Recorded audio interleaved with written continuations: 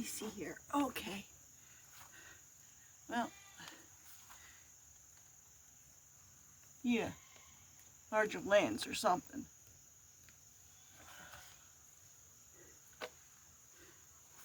Hey everybody, this is Mom H with Honey Hollow Homestead with Frankie, and now Timmy. He's not in frame yet, but he's creeping up. I gotta watch because he booted Frankie off this pile of hay I've got down here. Timmy.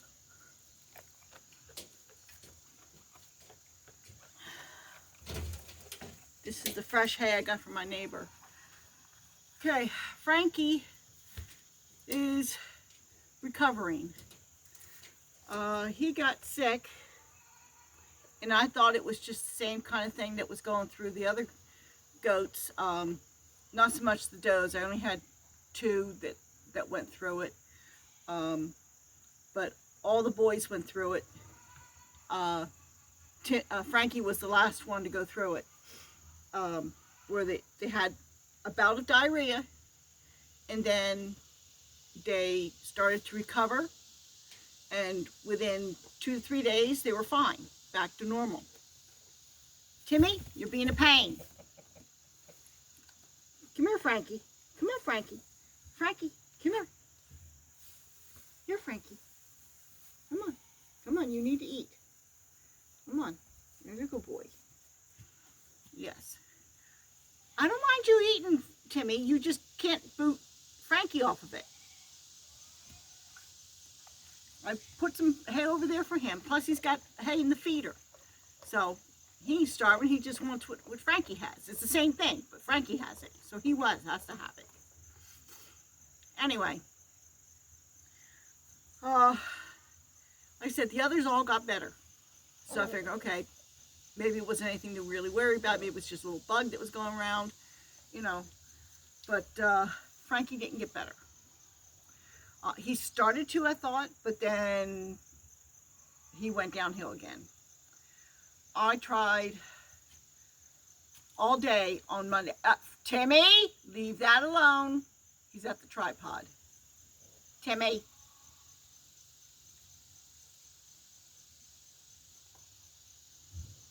Yeah. Timmy. I'll tell you. He's a good-natured goat. Maybe that's the problem. No, Timmy. No.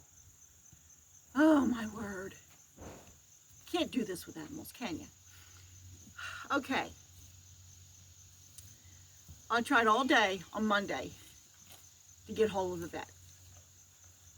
And I don't know what was in the air, but they said that their phones had been going off the hook all day. Okay, it's just one of those situations. There's nothing you can do about it. So, I mean, I was texting and calling, and it was horrible. And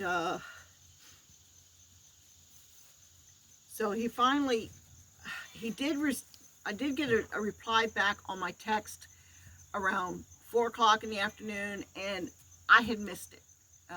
For some odd reason, my phone doesn't always, give notification, or I might have had left the phone in the house, and I was out here taking care of things. Frankie, now you're going to walk off.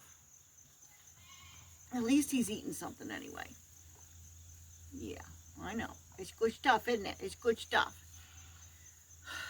So, anyway, the vet was we finally connected, and the vet was finally able to come out. Hi! You better get. I know, Frankie. Come here, sweetie. Come here, sweetheart. Come on. You okay? Come here, Frankie.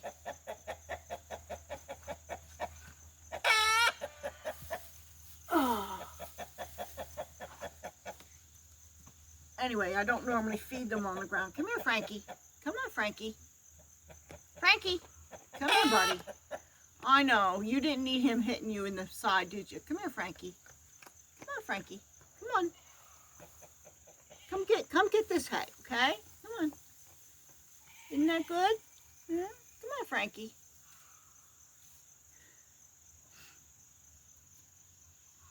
Oh, I tell you. So he came out around noon. He finally got here around noon. He had another call he had to tend to in the morning. Did an examination. He was leaning towards coccidiosis, coccidia, whatever. And it's like, okay, that's what I was leaning towards. It'll be the first case I've ever had on this property. But,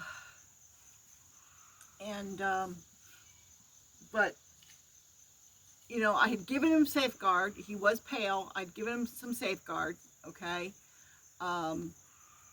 There's the 2 wormers that I have on hand is safeguard and ivermectin.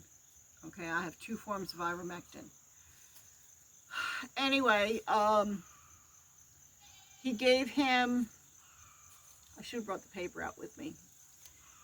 He took a fecal, and he had to go back to the office to do, run a test on it, see if it was coccidia. Okay, he left me medication for it. He left me with a bottle of B1, the thiamine, okay, which is important for everything internal. Anyways, he also gave him a shot of dexamethasone, and I don't remember what that one is for.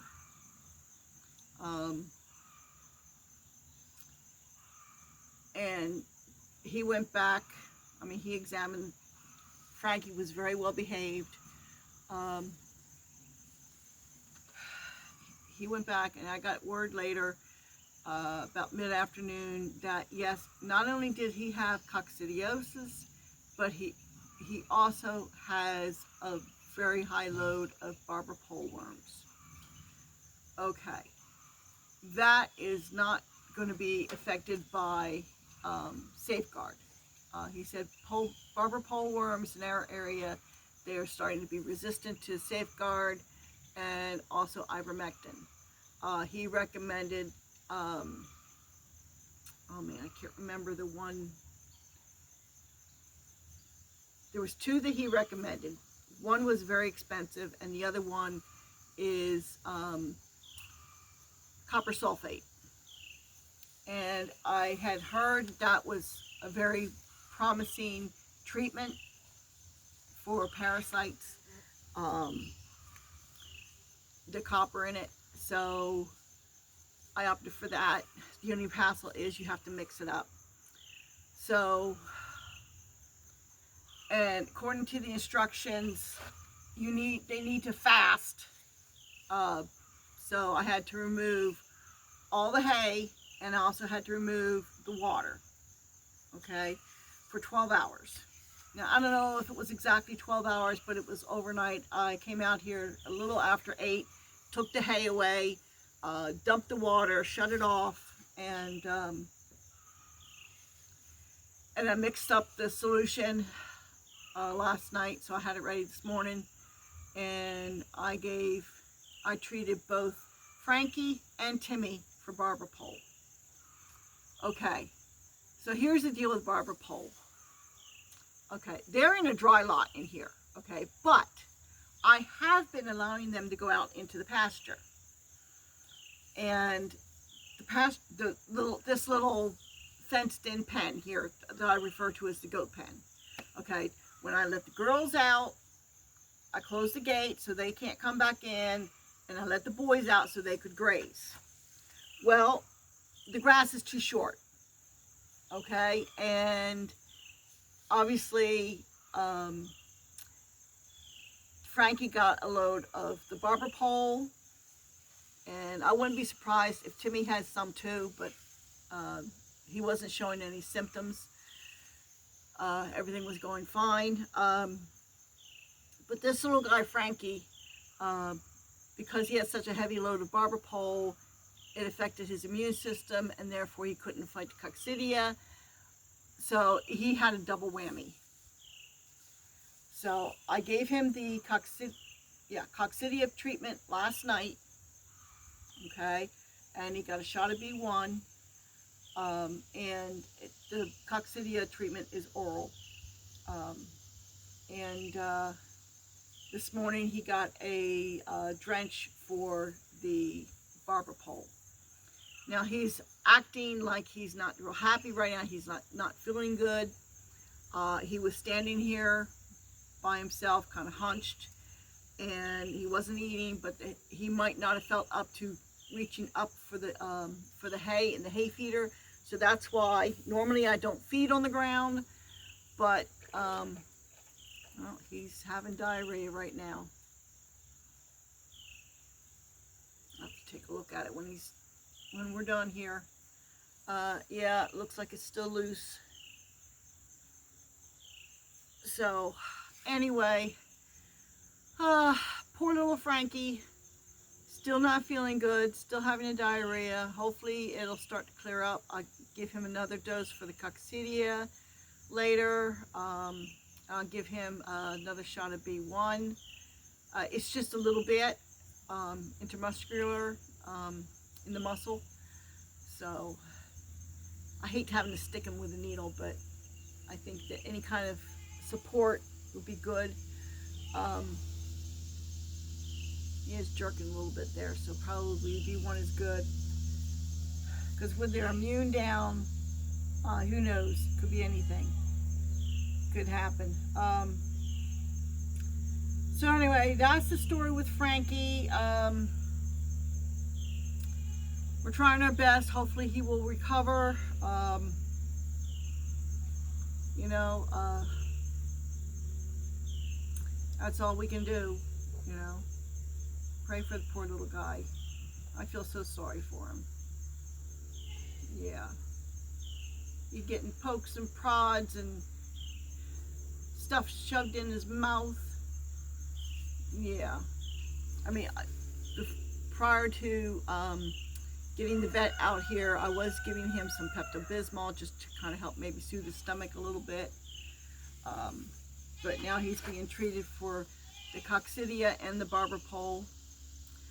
Now, another thing that I have done is I brought Honey into here, and I'm going to let her graze around here, and hopefully, because she's not affected by the barber pole, she's, what do they call them, dead end host, but she's not affected by it.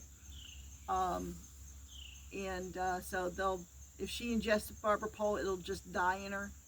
It won't do anything to her. So I figure I'll let her eat down in here. Now, I watch my other goats, okay, and they come in here at night. I'll leave them out until, well, when the sun gets down at a certain point on the horizon, okay. Doesn't matter what time of day it is. We feed by the sun, okay, because I want them out of the browse, okay. So at about that time, when it's feeding time, they come in. They're all in the goat barn back here.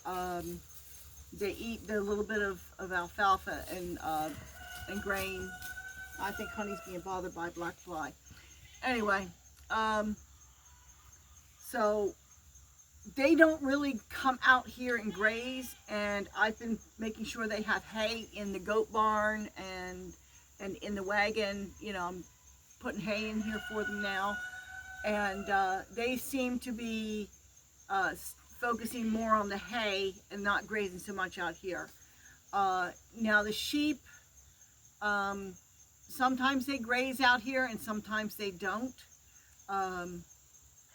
Like I said, I put hay out for them. Last night, yesterday, I did see them grazing in the pen, but back that other end. So I will be keeping an eye on the sheep as best I can. They're still a bit on the wild side. They're getting better. I can touch Blanche. I still can't really touch Gertrude so much, but yeah. but I'll be keeping an eye on the sheep. From what I've read, the Katahdin sheep are more resistant to the barber pole, and that's what I have here, Katahdin. Now goats, you don't see too much of the barber pole if they're allowed to be on browse, which my goats are on browse for the most part. I do see them in the spring doing more grazing when the spring grass is coming up. But I don't really see them doing a lot of grazing. Okay, they'll go for I got some tall weeds growing up on the hillsides. They'll go for the tall weeds, okay, but they really are not grazing so much. I did observe Frankie grazing, so I knew he was getting, eating the grass and the short weeds down here. So that's probably why he has the barber pole, okay. The rest of my goats, they seem fine. I do check their La Mancha scores, okay, check their eyes to see how pink they are, and they've all been good. When I had the necropsy done on Moo, there was no sign of any worms in her system. So I don't think the does have a problem with it, but I will be keeping an eye on them still. I have the drench made up, so if I feel that I need to do them, I will. I'm debating on seeing if I can collect a fecal sample from certain ones that I think maybe are not as well body score wise as I think they should be, and just to make sure, when the vet was here, he said, the goats look good. Just this poor little guy, poor Frankie. He's standing over here, hunched over. He probably doesn't want to move. Let me see if I can get him over here. Frankie, come here, Frankie. Come on, sweetheart.